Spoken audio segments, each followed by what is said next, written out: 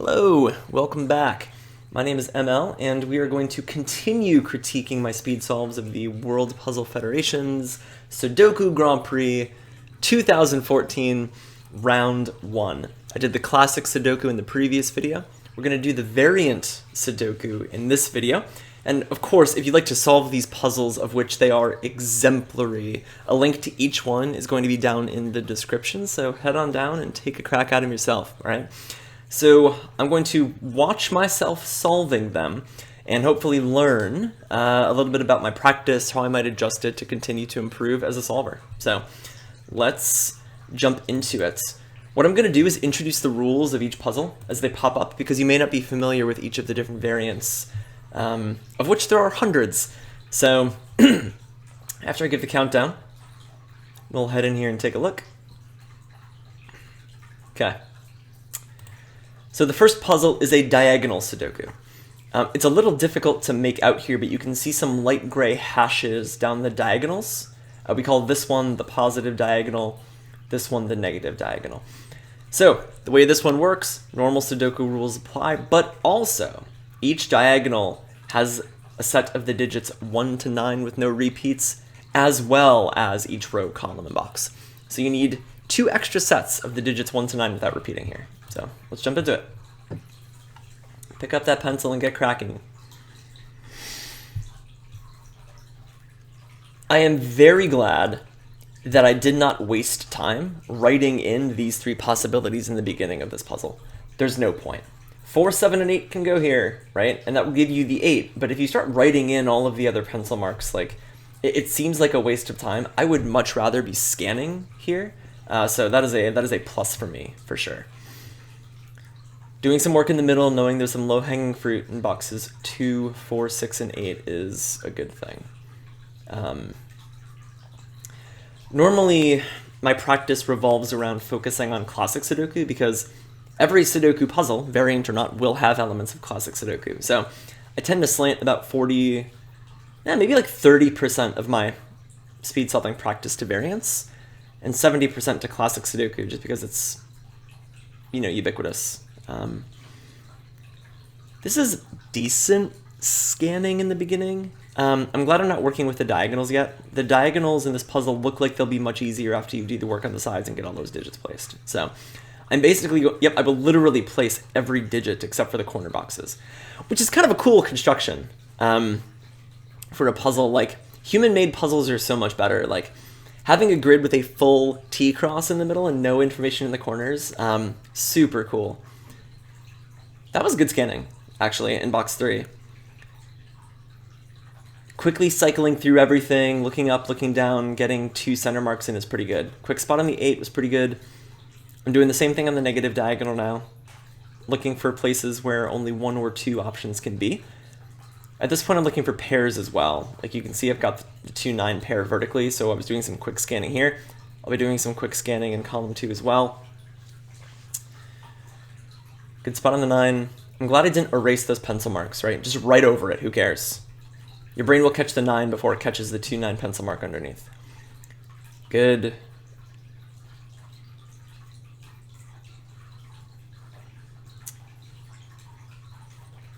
This part feels a little bit slow. I wish that instead of like taking a moment to scan vertically in column 3, I wish I had gone back to the positive diagonal. This is now a pair that I'm not marking. I really would have liked to see that. Probably would have spotted the 9 more quickly. And at this point, it's just single, single, single, single, or approximately this point, it'll be singles. So let's see how long it takes me from this point forward. 452. Spot 1, 2, 3, 4, 5. Come on, 7, 8, 9, 10, 11. Slow again. Similar thing that we saw in classics. That is way too slow to be closing out a puzzle. And why practicing classic Sudoku is so important, right? Like, every puzzle is going to end like that, so the better you get at that, the more consistently you will solve every puzzle, because every puzzle has a last 20 digits, right? Not too bad. I mean, for a 31-point variant Sudoku, I think it's fine. It should have been a little closer to 5 minutes if my scanning was a little better though, so I'll give myself a little bit of a little bit of credit, I guess. All right, outside Sudoku. So outside Sudoku, all the normal Sudoku stuff, and then you'll see some digits outside of the grid. These numbers have to appear somewhere in the first 3 cells of that row or column. So this is saying that a 7 has to be in one of these 3 cells. A 2 and a 9 have to be somewhere in these 3. And then a 1, 2, and 3, in some order, are here. It doesn't mean 1, 2, 3, it just means those 3 digits occupy those 3 cells. All right, let's get into it. By the way, I really enjoyed solving these variants, and you should definitely do them. Again, go click the links below and take a crack at them before you watch my solves of them. Outside Sudoku is kind of interesting. I'm never quite sure how much to mark and how much to not mark. You know, like, I know there's a 1, 5, and 7 here. Is that worth writing down? Because the information is already available. Probably not. I'd much rather be scanning for singles, pairs, and things like that. So I definitely feel like I wasted a little bit of time here.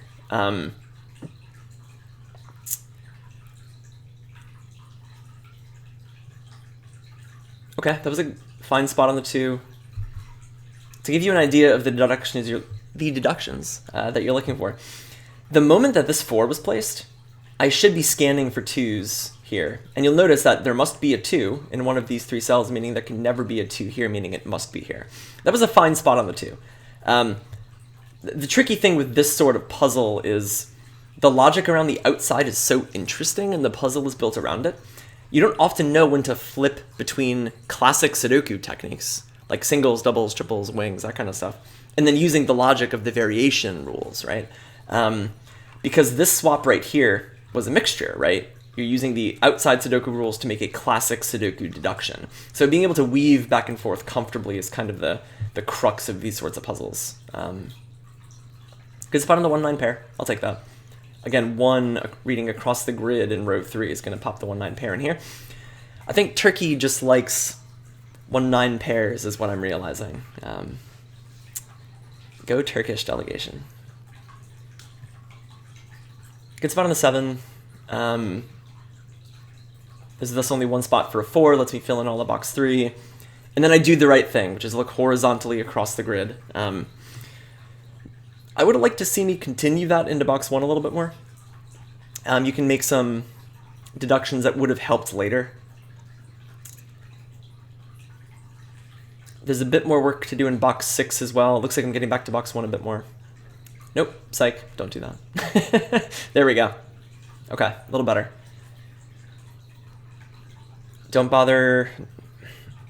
That's a moment where I wouldn't want myself to mark that. It's got to be a 3 and a 5 in some order. Just plant that up here, right? There's no point in writing that down. I really feel like I've lost trust in a lot of my like short-term memory for Sudoku, especially when you're doing like 14 of them over a couple of hours in a row. You know, you really start to feel a bit drained, and where I should be trusting myself. Even when I'm feeling drained, I should be trusting myself. It's a bit unfortunate to see that I don't still. That's some good single spotting. That is some bad single spotting. That should happen much faster. Not over 5 minutes yet, though, which is good. For a 46-point variant, approximately, I would expect somewhere between 7 and 8 minutes for my current level of capability. I'm not the most proficient variant Sudoku solver. Certainly my crux is classic Sudoku. Contrary to what you saw in the last video, I'm pretty adept, or certainly more adept at classic than variant. So don't beat me up too harshly until we do a few more of these. It's more a message for me. Don't beat myself up too much. There's a 4 placed in box 4 right here, which is, again, poor scanning.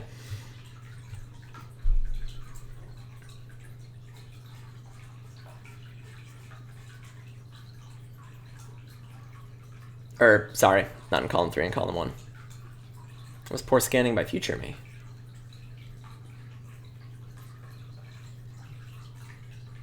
Yeah, stop erasing marks, just right over it. Good, good, good, good. Okay. That was decent scanning. Continue, yep. I'm going to overshoot this a little bit. I feel like if my classic Sudoku solving has been paying off, this part of the puzzle should go faster. Which I think echoes what I learned. There's a 1 placed in box 7. There's a 1 placed in box 7. There's a 1! There's a 1! Put the 1 in column 3! My god! Ah, dude. Ah, this hurts to watch. All that to say, if my classic Sudoku solving was paying off, I think I'd be much more consistent in this part of the solve.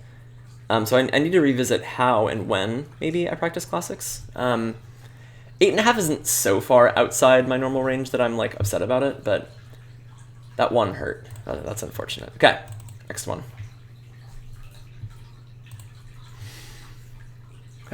Which puzzle is this, I wonder? I could fast forward, but I don't want to. So, the Renban group Sudoku. Okay. So, welcome to Renban. Normal Sudoku rules apply, but also, anytime you see a little gray section of the grid, those digits have to be consecutive, right? So, this right here could be a 2, 3, 4. It could be a 3, 4, 5. It could be a 4, 5, 6. And I don't know what order they go in. It's just saying that every group of here 3, here 3, here 5, all of those cells are consecutive. That lets you do some pretty cool logic. Like the fact that there isn't a 3 in this set of consecutive digits means there isn't a 1 or a 2 as well, right? It means there must be a 1 or a 2 in these 3 cells somewhere. So you can make some interesting deductions as you go along. For example, there must be a 6 in this area. Anyway, let's watch what I do now that you know the rules. I remember feeling pretty good about this solve. It's hard to say. Good spot on the 1 and the 2 quickly. Good. I realized pretty quickly that there can't be a 1, 2, 4 in this area, right? Because the 3 and the 4 are excluded, so I make some quick marks in that region, make some quick marks over here. Here I'm just noting there must be a 5 somewhere in here because it's 5 cells together. And whether it's a 1 through 5 or a 5 through 9, there's always a 5. So I'm pleased with how quickly I made some of these deductions. Honestly, for like finding ways to combine variant and classical logic, I feel like I did that pretty well there. That was a decent spot on the 5 and the 8. Happened reasonably quickly. Anytime you see my pencil flipping, know that I should be pencil pointing and showing me now where my brain is looking. Brains don't look, eyes look. Where my eyes are looking. I guess your brain looks, right? Because your eyes process the light and the brain processes the image, and it's probably not what I need to be focusing on right now. Okay, that was fine. I think I've concluded I'm going to start doing these in pen to make it easier for me to see where I'm going. To find spot on the 8, good. You can mark a 3. I'm a bit annoyed that I missed this 1-3 pair. What I would expect myself to do when I mark the 1 and the 3 here, I then spent time to look for 1s, but did not spend time to look for 3s, and that would have given me a 1-3 pair here, which would have sped my solve along a little bit. I probably lost 4 seconds because of that later in the puzzle. So that's a bit of a bummer, but small deduction. Here I'm glad I'm working through box 9, finish up the box as much as you can. I'd like to see either column 7 or column 8 here. Okay, you can complete that box, that's fine. Yeah, at this point it's 2 separate pairs in column 7 or 8. I don't think it's that critical to mark these at this point. Like at that point, I'm pointing with my finger, that's not helpful. The 1 and the 3 here, writing that in is neat. I could have placed those, but like once I had this triple in place, I don't need to write this anymore. So finding the 1 and the 3 would have sped this part along and this part along. I wish I had spent a little bit more time here at this moment, and I wish I had spent a little bit more time here at this moment. I found myself, in my opinion, wasting time in areas where there weren't big deductions left, but there's a lot of blank space in box 2 and box 7 here, so I wish that I'd spent a little bit more time here. That's a fine elimination. Good. Good. Keep going. Okay. Now, jeez. Look at that. I wrote this 2 in and then didn't vertically scan. Popping the 1 in there and the 2 in there would have meant a 2 can only go here, corner marks, but giving me the 1 there is helpful because that gives me the 1 here, and then that's a 1-2 pair here all of a sudden, right? Like, if you take a moment, this is a message for everyone, but mostly for me. When you put a digit in, take 0.2 seconds, scan vertical, horizontal. You'll be able to make deductions everywhere across the grid, right? This 2 feeds into the 1, feeds into the 2 here, gives you the 9. I mean, this would have been completely unwinding at this point. And I would have sped through the mid-game. Instead, I use this 9 to look across, hopefully in a moment, and make some directions. Nope, just put the 9 in, don't scan horizontally. Nice job, Matt. I will say, like, I'm not going to talk about the solve from this point because I feel like I've learned what I can from this video, but I'm pleased with my execution of the Renban logic. But I feel like I over-focused on the Renban and deprioritized classic Sudoku. And that happens a lot, especially when you're getting later on through a competition round, right? At this point, collectively, I'm about an hour and 10 minutes, maybe an hour and 15 minutes into speed solving at this point. Your brain just starts to get a little tired. So here I could be focusing on Renban, but instead I should be doing classic Sudoku scanning and trying to wrap up the puzzle, right?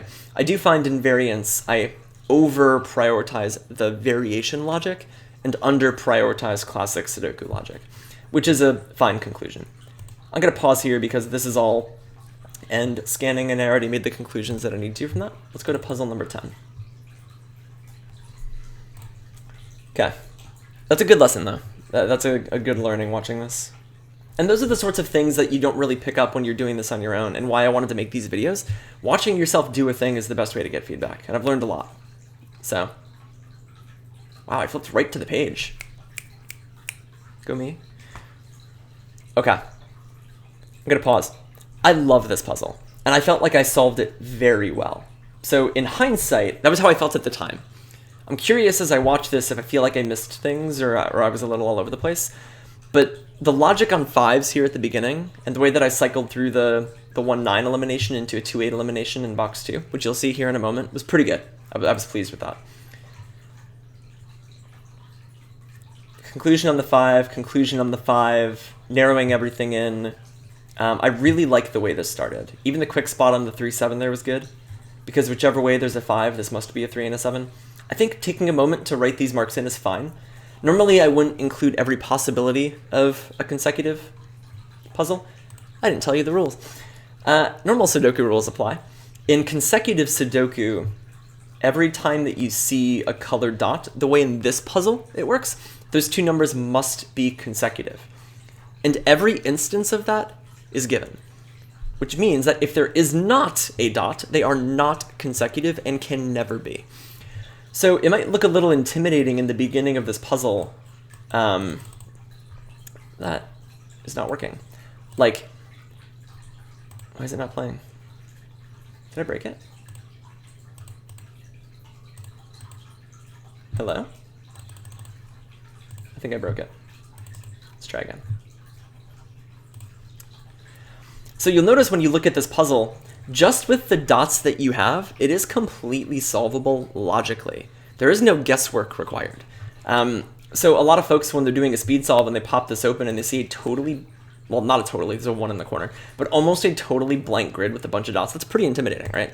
And in my opinion, really impressive that people can make puzzles like this that are still like easy enough to be viable for a competition. So I thought, spotting that there must be a 5 here, meaning there must be a 5 here, meaning there must be a 5 here, meaning there can't be a 5 here, meaning there is a 3-7, marking some of those things in, doing additional work on this. Like, knowing that I had to do a little bit of work at the top of the grid was a quick spot. I'm pleased with that. And I feel like I was expeditious with some of the logic here. And again, I think noting in the possibilities is fine. A lot of consecutive Sudoku are going to involve making 1 or 2 small eliminations that kind of unravel the whole puzzle, in my experience. So I think that's fine. Good spot on the 5, realizing that a 5 here would have broken the puzzle, because then it would have ruled out options from this cell. That was a good spot. I do a little bit more work in here, place the 5 successfully, And then you can really start to see this thing speed up. Like we're 1:49 in, and that's all the information we have. Watch where we are at like 4 minutes. It's actually pretty crazy once you get the 1-9 spot into the 2-8 spot, how quickly all of this stuff starts to fall into place. I miswrote there, spotted it very quickly, which is good.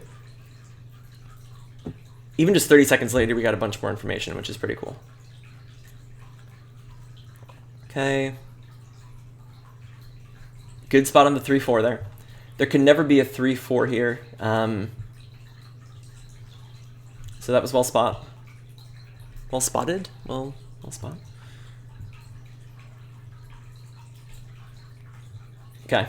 Good spot on the 1 here too. At that point I started looking at 1s and where they can go, not there. And if it went there, it wouldn't be able to connect to the 3 or the 4, meaning there must be a 1 here, meaning that is a 3 in this whole center box now. And then eventually box 8 start to unravel. Yep, good. Placeable, love it. Pretty good scanning. I'm pleased with that. Okay, good. Can I work out that 2 yet? I noticed that I pencil marked 2s in here, and when I was doing the puzzle in real time, I thought that I should be able to... Yeah, I can. There's a 2 literally right here. Nice job, Matt. I was like, I should be able to do that. Oh well, let's move on. And I can. There's other stuff to do, right? But this goes back to not skipping meals, right? Or not skipping courses when you're eating your meal. There I finally see it, which is fine. I didn't actually lose that much time because I looked at the 2s for 1 second and then just moved on. And then eventually found myself back to it naturally, which is cool. This is what I'm curious about. This little amount of time left in the puzzle, we're at 5:10. How long does it take me to finish from here? I would expect it takes about 50 seconds, knowing there's a little bit of consecutive logic to do still. I can do the 8 and the 9 and the 1 and the 2 in the top box if I was paying attention. Nope. It's going to take, there we go. It's going to take me a few seconds longer than I thought it would. Honestly, I'm pleased with that. I feel like I broke into it very quickly. A little slow in scanning here at the end. Took about 8 seconds longer than I would have expected, knowing there was a little bit of consecutive logic. But this late into a competition, I'm quite pleased with that, actually. All right, puzzle 11. For 42 pointer, yeah, that's good. I did well there. Okie doke. Okay. Extra region Sudoku. Normal Sudoku rules apply. But also, you'll notice there's 2 other regions that are grayed in here. They must also have the digits 1 to 9. Much like you would in a box, a row, or a column, you got to put 1 and 9 in here without repeating as well in each of those sawtooth areas. I like extra region Sudoku. Anything that makes you consider parts of the grid that don't normally connect together, I really like the way that that disrupts one's logical solving patterns. Like, it makes you think about things differently, which is kind of cool. And why I love variant Sudoku. By the way, that was a quick spot on the 8. 3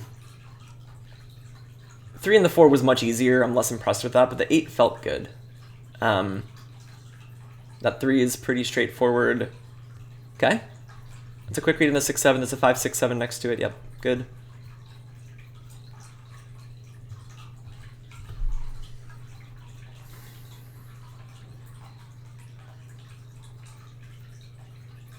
I realize I'm not talking. Okay, good. Spot on the 2. This should be resolvable now, no? I'm glad that I'm sticking with the region for now. I like that I took a moment to pop some other digits around the grid. I felt like I was over-focusing this bottom region at this point in the puzzle, so I'm glad I took a moment to kind of disconnect from it and come back to it a little bit later. That's a pair. Let's see, pop a 6-7 pair there. Yep, good. Okay. At this point, I should be finishing up vertically marking, and then I should be going to the next region is what I would expect me to do. Instead, I look for some easy singles, and I guess that's fine. I would always rather keep single spotting for moments where I'm stuck in a puzzle. And I just done a bunch of vertical scanning, just put a bunch of digits in, just did a bunch of pencil marking. I'm feeling pretty good. I should be trying to work through that next region, and then if I get stuck, I can go back, remember that there's likely singles to place based on the work that I did, and save that if I'm stuck to disconnect from a tough area, right? There's nothing wrong with stepping away from a problem or an area for a bit and coming back to it fresh. And I really wish that I'd kept some of my single scanning from that, like for that specifically, in case I got stuck on the regions.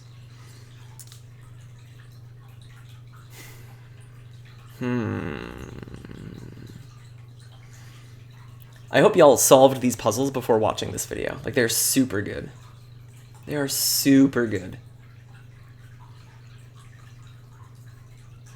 Okay. This is fine. It's pretty good scanning, actually. Okay.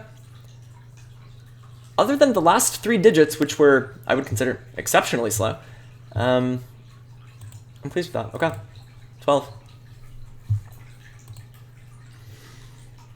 So this puzzle is called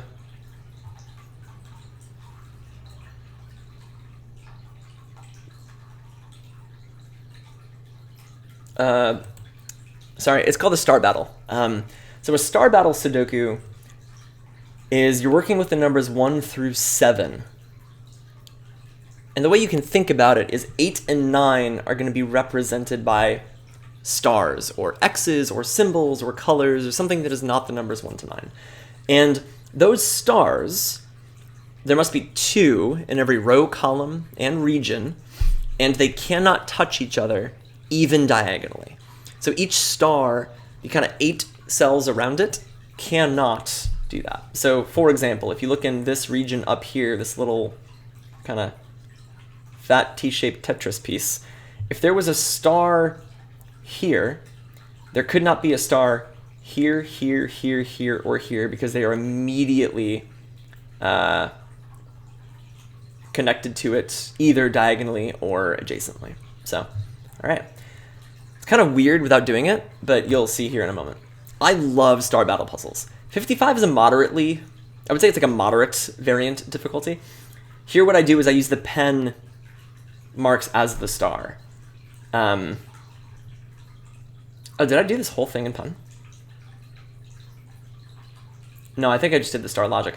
So generally when I'm doing a star puzzle, I try to do all of the star logic in the beginning, just to like rough in where they are, as much as I can, if not fully. Those little like circle marks I'm making in the upper right hand corner are how I indicate it could be a star, like it is a possible location in that region.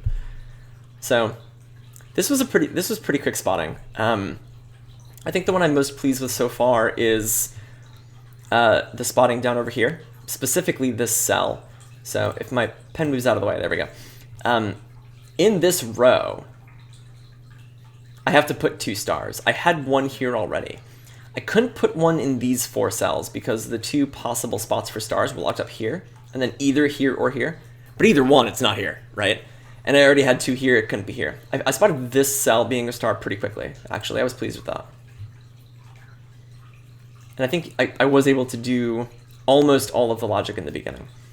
So here we've got 2 possibilities and 2 possibilities for stars. Can't figure it out yet, so on to the solve. I remember doing a fair amount of work toward the bottom part of this grid. That was a quick spot on the 2-4 and the 4-6. I eventually get a triple, I think. Yeah, I get a 2-4-7, which gives me the 6. I don't like how I erased there. I should just write the 1 and move on, right? That's a wasted second for no reason. Okay, fine spot on the 6. This is a pretty tricky puzzle.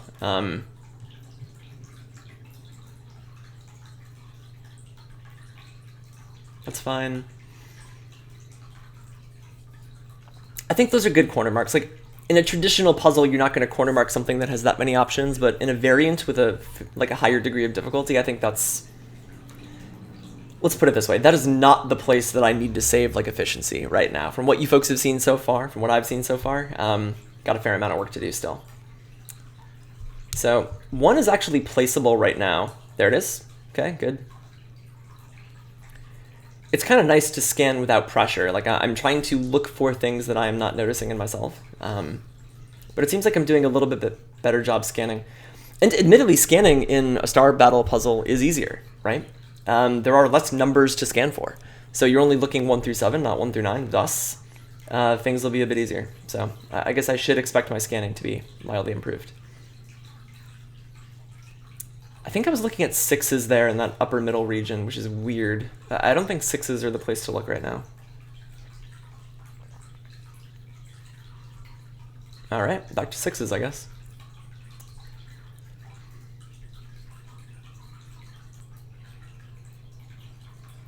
Oof. I mean, I found the 2-4 pair in the top row. Nope, could also be a 7. There's a 2-4-7 pair, get the 4. Nice.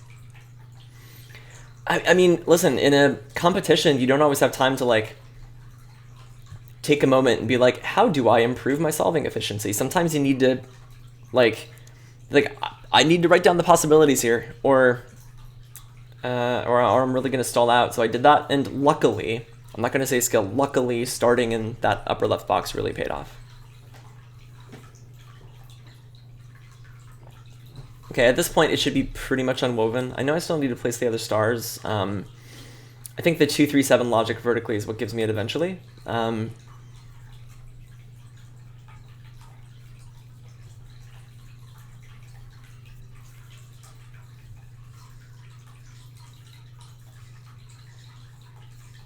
Good, good, good, good. I'm a little slow to spot that logic on the stars at the end, and missing that 2 and 3 in the upper middle box is just weird. But once you get the 7 there, you can pencil in the stars, which is pretty cool, and then the whole thing is just done. I'll take 8 minutes for that puzzle. I was really quick with the star logic in the beginning, really stalled out around the 5-minute mark. For some reason I was looking at 6s in this box, which is just weird. I don't know why that was the thing I chose to do. But there we go. And I give myself 2 penalty seconds for missing the last 2. How honorable. Nice job. All right, 13.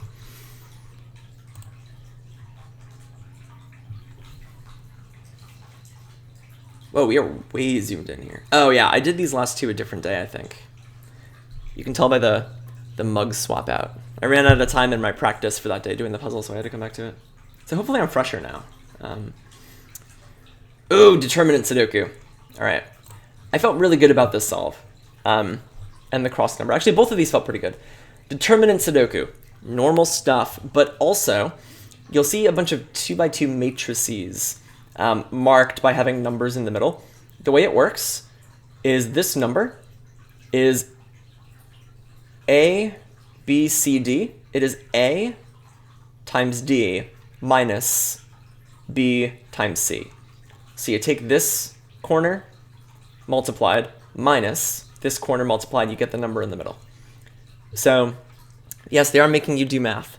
I'm pretty quick at like mathematical possibilities, so I remember this solve felt pretty good to me. But we'll see. All right, that's a fine spot, starting with the singles up there. I'm glad I skipped row 4 and row 7. Like, you might think, oh, you did row 1. The other rows that have stuff might also be right-inable, which is not a word. They were not, and I'm glad that I recognized with less information they weren't going to be. I think starting with boxes 1, 4, and 7 is perfect. I can do the math in box 7 right now. Like, this is actually solvable with the 3 possibilities that we have. You're going to need to pop the 2 in, then you're going to need to pop... well, you'll see. There we go. Okay, I'm glad I went back and did that. I had the 1 pencil mark, so that was doable. I can actually do that right away. There we go. Okay, I'll take that.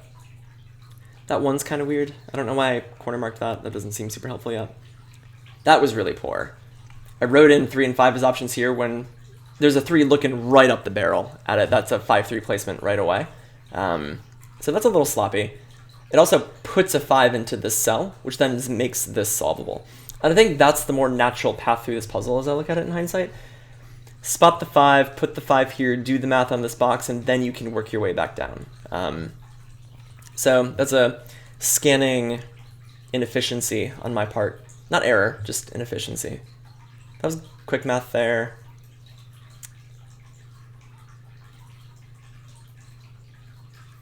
Okay. I mean, I did it pretty quick when I got there anyway. This felt okay, minus these 3 cells right here. I even did a lot of the unwinding toward the end here with some level of speed. Why is my camera shaking so much? That's weird. I'm like very violently writing. I mean, I'll take 4 minutes and change on this one. That felt pretty good. Give me more mental math puzzles in our competitions, please. I appreciate that. Okay, last one. I've never done a puzzle like this before. It's super cool. So, welcome to cross number. It can be intimidating doing puzzles or variants where you've never done a rule set before. So the way it works is normal Sudoku, only after you take these number words and put them in the grid.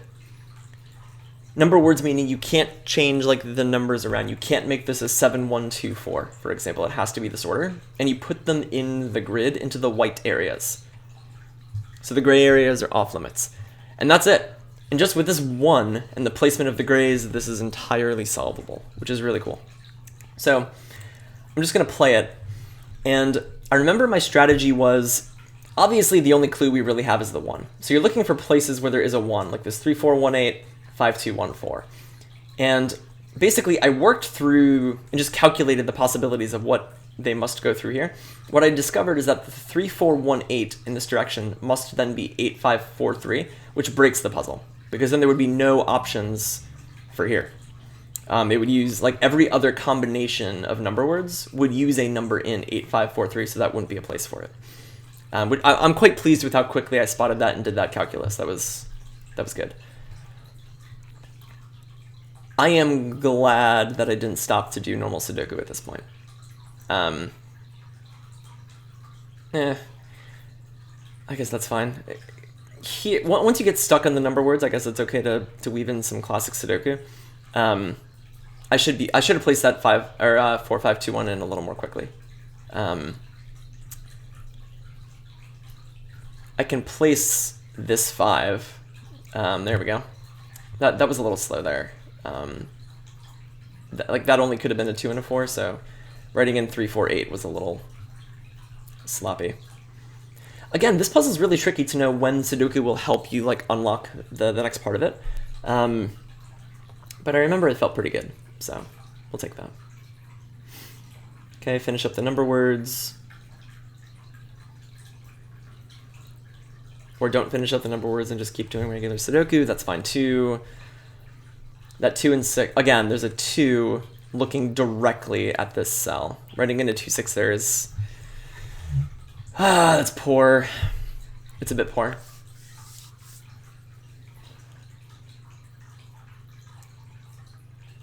Okay, and the rest of this is just unwinding. Okay, so I think what I'm gonna do is jump over here and leave it on the thank you for watching here. So thank you for watching, future me. So, variant practice. I'm quite pleased with the way that I applied variant Sudoku logic throughout this like practice competition. I feel like I was creative in the deductions I was making. I feel like I broke into puzzles very quickly. I feel like my one takeaway is that I spent a little bit too long on variant logic in moments where I should have said, I don't see an obvious deduction, let me do some classic Sudoku, and let that be the thing to carry me through the puzzle in those critical moments where things start to slow down, or worse, grind to a halt. So I think that's lesson number 1. Lesson number 2, I think the issues that I had with the variant Sudoku were classic Sudoku. I think my scanning was slow. Hey, buddy. I think my scanning was slow. I think when I did scan, I missed stuff. I think this 2-6 pair here looking directly at a 2 is an example of that. I think I'm so quick in variant Sudoku to get back to variant logic that it definitely leads to slower solve time. So I think the lesson from this practice competition for me is that I need to continue practicing classic Sudoku. I think my classic Sudoku is good, and I think if you were to ask me, am I a better classic or variant solver, I would say classic. But certainly my times were better for the variant solves here than they were the classics. So I think I probably need to do more classics. As I said before, phase variants a little farther out of my practice routine. It's currently 70-30, maybe I do an 80-20. Maybe a 90-10 for a month to get back in the habit of appropriate scanning for classics. And again, while I do need to practice the technique of late classic Sudoku scanning and solving, just like speeding in the last singles in a puzzle, I need to get back to doing full classics and harder classics to spot things like X-wings, Y-wings, cycles, and even some triples and quads a little more quickly. So this was very informative. My goal is to do one of these a month, like do a competition round and then watch myself do it and see how my practice has been helping or hurting. Really good lessons, and I hope that you folks at minimum do these puzzles. They are super good, and now that you have this video, you have the answers to the test in case you get stuck. So thank you for watching, and happy solving. I know. I did well because you were here. Thank you.